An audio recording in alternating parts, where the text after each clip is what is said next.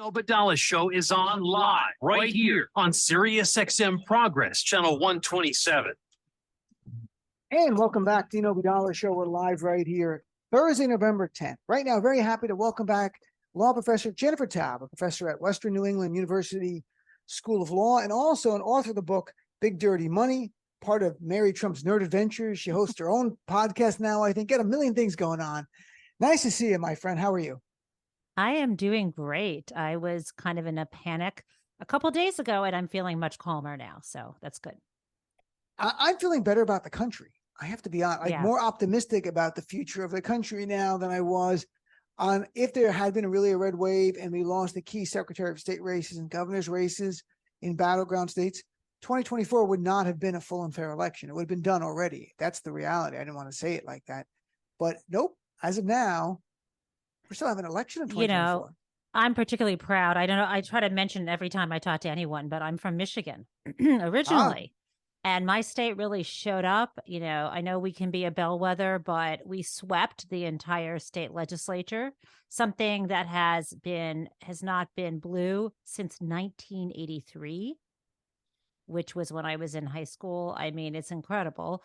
And also, of course, Gretchen Whitmer had a lot to do with that. She's a dynamic, smart leader. Mm-hmm. Plus, Michigan passed that referendum securing the right to choose. So, people really showed up. And one other thing I know we're thinking mostly nationally, but I live in Massachusetts now. And we just passed an amendment by referendum to our state constitution, allowing for what's called a millionaire's tax. We have a flat tax now of 5% on all income. And now there's a 4% surcharge for $1 million or more. That means, Dean, if you and I earned, $1 million, we would still just pay 4%. But if we earn 2 million on that second million, we'd actually have to pay 9%. So, I'm glad you flagged that. So when I negotiate my new contract at SiriusXM, I make sure I stagger my salary. So my millions are not, I'm obviously kidding, folks. If anyone thinks I make $1 million SiriusXM. Or move to a tax-free state like New Hampshire or like Florida. Right. So look, what do you think? We were talking about early in the show, because I'm sincerely intrigued by this, because exit polls don't tell us an answer. They tell us what issues are of concern to people. And we're seeing like 3 or 4, but we don't know what the things are that brought people out. And it might have been different components that brought different parts out in the synergy of the big impact. In your view, and from what you've heard from people, friends, like, what do you think moved them to go vote on election day? I love this question because I try to ask people, like, we all think it's what we think, right? So my instinct would have been, people being pissed off about Roe v. Wade being overturned, right?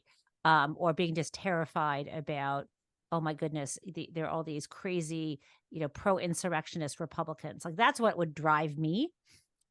Or the more positive, hey, I owed a lot of money for my kids' college, and now Joe Biden wiped away 10,000. Hey, thank you, Joe. Those are the things that motivate me. But I actually ask people. And I have a teenager who's 15 and asked, of course, I'm making the assumption. I'm like, do you think it's, the abortion issue? And my kid's like, no. And they said exactly what I'm seeing, what I saw Fred Joseph say on Twitter, which was, Gen Z has had, year after year, several times a year, these lockdowns and these, active shooter drills, right? And they've had enough. They want to change that. They don't want to get killed at school. And also, on top of everything, now you're going to take books out of the school library and tell them how they can dress and who they can talk to and if they can be gay and all this stuff. And the kids don't want that. They won't have it. They've been told since they were in, kindergarten, we messed everything up and, the climate's in disaster. You're going to have to be the ones who fix it. And my kid was like, how can I fix it? So all they can think about, of course, my 15-year-old can't vote, but they know people who can. Right. And they're paying attention. So I'm just glad that they're really engaged on the issues and they think some things are messed up, and that's why you should get involved. And we saw the breakdown I mentioned earlier of younger people who voted. 18 to 29-year-olds voted 63% to 35% for Democrats, which was great. And it seems they've overperformed. We don't have all the numbers yet. And the exit polls today are not like they used to be, since everyone doesn't go to the polling place. We have mail-in ballots all over, so they have to call people up. And again, probably underrepresent certain communities who don't pick up their phones to Yeah, strangers, I which mean, I'm never picking up. who's picking up their phone? And young people. I mean, my kids won't even text me back. You think they're going to pick up a phone call from a stranger? And also exit polls. Excuse me, on a rainy day, or if you're rushing to get to work, are you going to talk to someone with a clipboard? And if someone you don't know says, "Why did you vote? Is it abortion?" I'd be like, "I got to get to work. I don't want to talk to." Like, So I know the polling industry is important, but you got to get out there and see what people are saying. And how many people showed up at your polling place tells you about enthusiasm. I've never seen anything like it, even for a general election at my polling place. I went the day of, by the way. I Really? could have mailed in a ballot. I'm just like, I like to show up the day of. It makes me feel like I'm part of, like I voted that day. So, Do you I'm a usually make, Dem. right, you go in, you make a speech, usually I make go a into the speech in the voting. polling. No, you're I'm not allowed to here. do I that. have a speech to make for everyone. Listen up before you cast your ballot. Yeah, no. I voted in person, but early voting Yeah. because it's just easier. It's the same place I would go on election day, but it's just a little For bit me, it's easier. not like it's harder. Or my early voting, you got to like it's harder to park where the early voting is at City Hall, Oh, and I just don't like I just I've done the mail in before, but I really there's something about going that day and getting the sticker that day that just thrills me. I don't know. So I'm I nostalgic don't like, for I'm a New Yorker now. I don't like long lines. You got 3 people online. I'm like, I'm out of here. Voting's important, but you go to early voting days, there's no line. They're actually happy to see you. And for me, I live in New York. So you walk to the polling place. There's no driving to it. And you right. walk in, they're like, hey, he's here. Isn't it exciting coming in there? Thank you for voting. They're so excited. On the day of, it's much busier. They're not sincerely like, they're like, thank you. To everyone who's early voting, they're like, thank you for coming in. Because there's so few of us. It's kind of like, because it's over like 2 or 10 days now in New York, or 8 or 9 days. So it's so staggered. And I go You midday know, when no one's there. the first election I was able to vote in presidential election was 1988. And I actually Mhm. sat at the, I worked the polls. I did that when I was in college. So, and I Oh, did that that's for the midterms. And it's really fun if you sit there all day and you go kind of stir crazy, but it's a good volunteer gig. I was in Bergen County in New Jersey, a Democratic county committee person, which is within the Democratic Party, but it's actual opposition. So I had to go to the polls. I was a Democratic challenger or watcher or whatever, and the Republicans had someone. And yeah, you were just reading a book. I would just sit there. I wasn't checking people in. Literally, if there was a problem, they would say, and Uh-huh. the 2 or 3 times I had to sit there, no one ever had a problem. It was, Well, I got to tell it's you, I just, was in Connecticut for college, and I remember the primary. So the primary season, I remember that with the primary in Connecticut, you have to choose a ballot, right? It's not an open primary, and I think the ballots are different oh, colors. So I was sitting at the Democratic table, and my friend, I remember Arthur, he was a libertarian kind of person, but later when I ran into him at a reunion, he's like a never Trumper, but he was at the Republican table, and it was back in the day when you could just argue with your Republican friends, and we both try to guess when someone was walking through the door which ballot they were going to be taking. But what was cool interesting. in Connecticut, though, how I don't know how where I am in Massachusetts now, you just connect these lines. No, they don't do the lines anywhere. So you fill in the circle with a black felt marker. Have you ever seen Mhm. the ballots where it's like this weird machine where you have to like pull this metal thing across? That's the kind they Maybe. had. And then you like Yeah. it was really weird. I've never seen the butterfly ballot, but it's a shame there's not better uniformity on the way people vote because it's confusing if you move somewhere, how to do it or where to go or We should have a national standard for voting. Everyone has the same amount of early voting days, the same way to get your mail in ballot, the same grounds for it, that yeah. there's no one has to guess what it's about, that the same amount of precincts in certain areas, even federal funding to help to ensure equality in terms of voting. State by state, it just allows too much partisanship used in the voting part, and I don't want it. And Democrats are obviously, we're the ones fighting for people to have access to it. The Right. GOP trying to make it harder to vote. So it's really going to be, we'll see how this all plays out. We're still waiting for the results in Arizona, Nevada. We have the runoff December 6th, going to happen in Georgia. So I got to shift gears for a second here. When Yeah. today Donald Trump was spewing lies about the election in Arizona, in Oh my Nevada, God. posting on his social media platform, which I call whites only. It says Clark County, Nevada has a corrupt voting machine. Be careful, Adam, which is Adam Laxalt, the Democratic, Yeah. a Republican nominee for the U.S. Senate. And he said, Carrie Lake must win. They want more time to cheat. Carrie Lake must win. That's not how it works in democracy, buddy, because he's not like an average person. He's not saying she must win like I wanted to win. Like if I could install her, I would. And here he is again lying about the election. And all I could think is, Merrick Garland, where are you? Why have you not indicted and put this guy in jail? It doesn't mean he was out on bail, he couldn't post stuff, but there could have been some conditions to his bail. I don't know. But yeah, what is your reaction to him lying about this garbage? Well, it's funny that when you mentioned that particular thing, I was laughing during dinner when my kid was reading his other post, the one where he's calling Ron DeSantis Ron DeSanctimonious, and it's just Again, absolutely bat shit crazy. Am I allowed to swear on your radio station? It's too late. We just got canceled. Thanks, Jen. We're done. The FCC just shut darn us down. it. Yes, you can. I love how people curse and they go, "Am I allowed to curse?" I'm like, "You're gonna no, you can't." And I just got a $20,000 fine. Thanks for No, coming you on. should have No, but you would have warned me. You would have warned me because I've been warned Sirius other XM. places. But You yeah, have yeah, to yeah. curse. Yeah, yeah. But it's like, yeah, look, he's having a complete meltdown. He needs one of his candidates besides JD Vance to win. And he's just freaked out about his stature in the world and the party and all this stuff.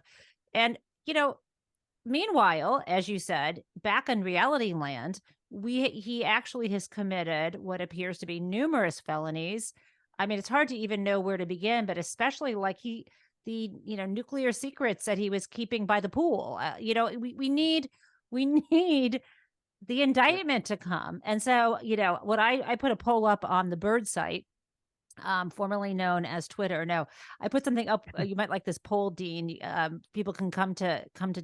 I think there's like 24 hours left to choose what will happen first. Will Donald Trump be indicted, or will legacy blue checks be canceled? Like, which will happen first? And sadly, everyone thinks the blue checks are going to go away. That's how little faith people have in Merrick Garland's ability to indict right now. Go ahead. I just no, I'm going to talk about Elon Musk and a serious thing, not, but the checks are real. Somebody, I don't know if it's real or not, made a blue check. A blue check means you're verified on Twitter, like it's for Tesla, and yes, made a picture. I retweeted. It was you who put it out. I didn't make this. I didn't do it. No, you didn't make it, but it looks like the Tesla real official account with the blue check, and it says something about our founders, and it says at Tesla real or something. It looks like it's real. Yeah. Right. And then it's got Elon Musk and Jeffrey Epstein's girl, Maxwell. Her first name I always mangle, but together, like it's a real picture of them together.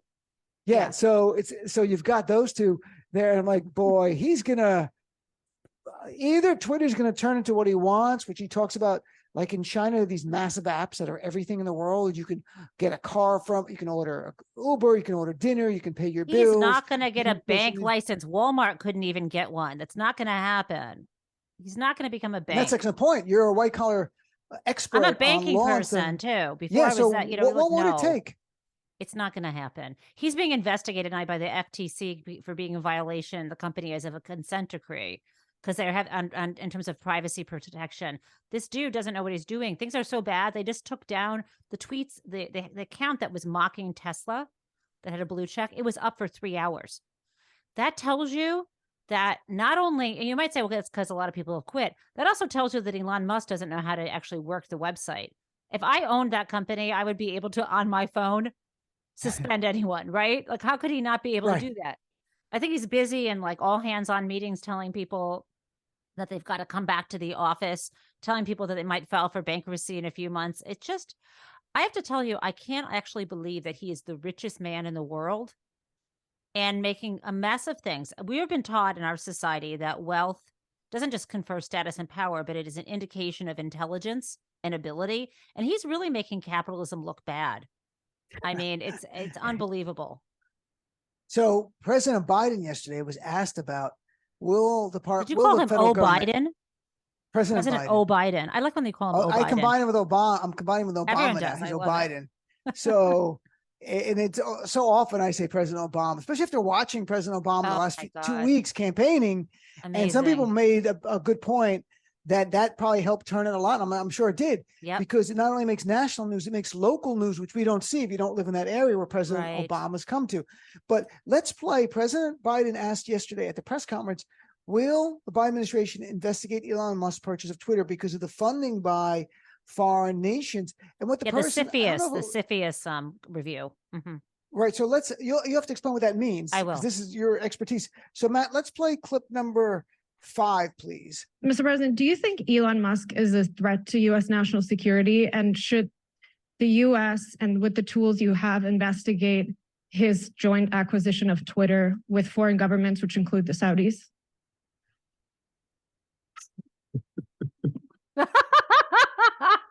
I think that Sorry, excuse me. Elon Musk's cooperation and/or technical relationships with other countries is worthy of being looked at.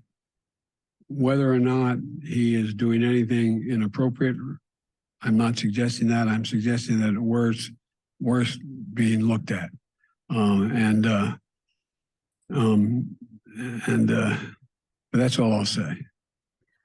You know, by the way, I had Brian Karam on yesterday who was in the room who asked a follow-up quickly that we didn't hear him, but he said Joe Biden was like a guy tiptoeing through a minefield because he didn't want to say the wrong thing. He didn't want to threaten using government action to go after a private purchase. He didn't want to be Ron DeSantis or a Donald Trump type of thing. He was really, so tell us from a legal point of view, I'm telling Professor Jennifer Taub, what could be done? What could the Biden administration do legally in terms of looking at the funding of this? Because he's using it to influence our elections. I mean, he said vote Republican a few days ago as well. Yeah, so I use the acronym CFIUS. It's CFIUS. It stands for the Committee on Foreign Investment in the United States. And it's a system where if you are going through if you're selling a controlling stake in a U.S. company, and sometimes if it's not even a controlling stake, but it's a certain type of business, then you can, it's a system, voluntary system, you can submit the acquisition plan to this committee. And if you do that and they review it, it's like I think it's like a 45-day, but it can be extended review. If they review it and they don't have any trouble with it, then you have a safe harbor. They can't try to sue you later to take it apart. Now, hold on though.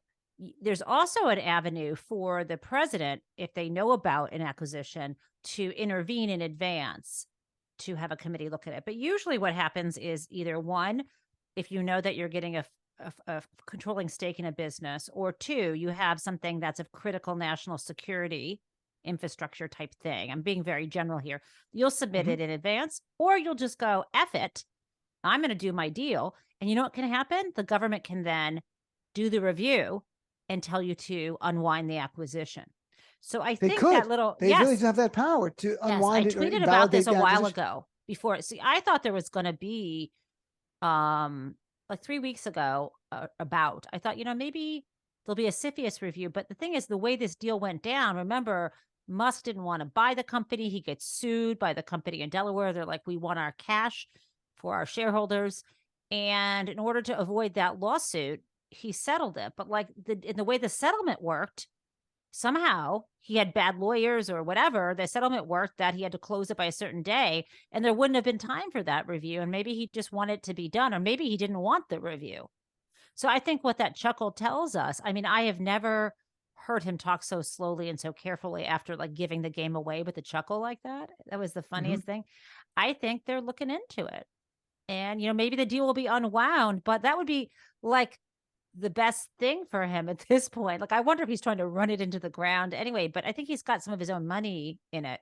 I don't know. I thought my sense was that he was going to try to get Tesla to buy out his position. At this point, the bankruptcy would help him because he's got creditors, right? I mean, he might lose his equity piece, but it's just $1 billion out of the many billions he has. He did sell $3 billion worth of Tesla stock this week, and he claimed it was to keep the company afloat. Twitter, I don't know if that's really why, but and it's hurting Tesla stock price now. There are I saw some hedge fund, a big one, saying they're no longer on their list of companies because he's too distracted.